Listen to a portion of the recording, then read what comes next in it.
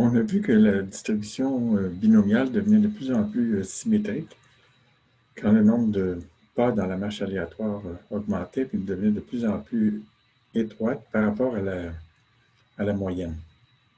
Alors ici, on va dériver analytiquement, en fait, on va laisser l'ordinateur faire le travail. Quelle est la forme de cette distribution binomiale lorsque le nombre de pas tend vers l'infini, lorsqu'elle devient très, très grand? Donc, on va faire un développement en série autour du maximum, autour de la valeur moyenne. Maintenant, cette valeur moyenne-là, c'est la valeur moyenne de petit n. Puis le petit n, vous voyez, il apparaît dans P exposant n, Q exposant grand n moins n. Et puis, les factoriels, on va voir dans un instant, peuvent aussi être écrites comme des exponentielles de n. Donc, ce qui est préférable, c'est de développer le logarithme de la distribution binomiale plutôt que la binomiale directement autour de son maximum. Puis, je vous donnerai des arguments analytiques pour ça au tableau. Donc, voilà. Alors, ici, on fait justement faire le développement en série du logarithme de m factoriel autour de l'infini.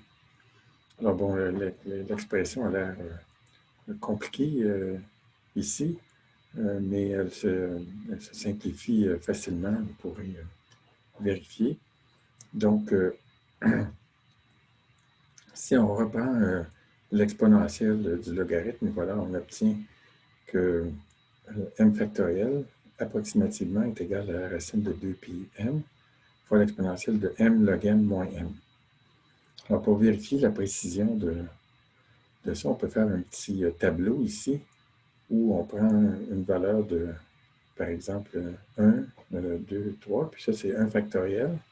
Donc, 2 factoriel, 3 factoriel, c'est 6, 4 factoriel, c'est 24. Et puis, on calcule ici ce que la formule approximative donne. Donc, ça, c'est le résultat exact. Ça, c'est la formule approximative. Et puis, ça, c'est l'erreur en pourcentage. Donc, on voit déjà que si m est égal à 10, l'erreur en pourcentage est plus petite que 1%. Puis m est égal à 20, ben, ça diminue encore. Voilà. Donc, revenons à notre plan de calculer le logarithme de faire le développement du logarithme de la binomiale autour de son maximum. Donc, tout d'abord, on va définir cette fonction qui est la formule de Stirling. Donc, la formule de Stirling pour m factoriel, c'est que le logarithme de m factoriel est égal à m log m moins m. Donc, le logarithme de la binomiale, ben, ça va être le logarithme de m factoriel moins le logarithme de m petit n factoriel moins le logarithme de m moins petit n factoriel. Parce que vous vous souvenez que le préfacteur en avant, c'est grand m factoriel sur m moins n factoriel, voilà. Puis ensuite, il y a p exposant n, donc quand je prends le logarithme, ça devient n log p. Et puis j'ai q exposant m moins n, donc quand je prends le logarithme, ça devient m moins n fois le log de 1 moins p. Alors maintenant, si on veut développer ce logarithme autour du maximum, ça veut dire qu'il faut que je prenne la dérivée. Donc, je laisse l'ordinateur faire la dérivée. Et puis, je cherche à quel endroit cette dérivée est égale à 0.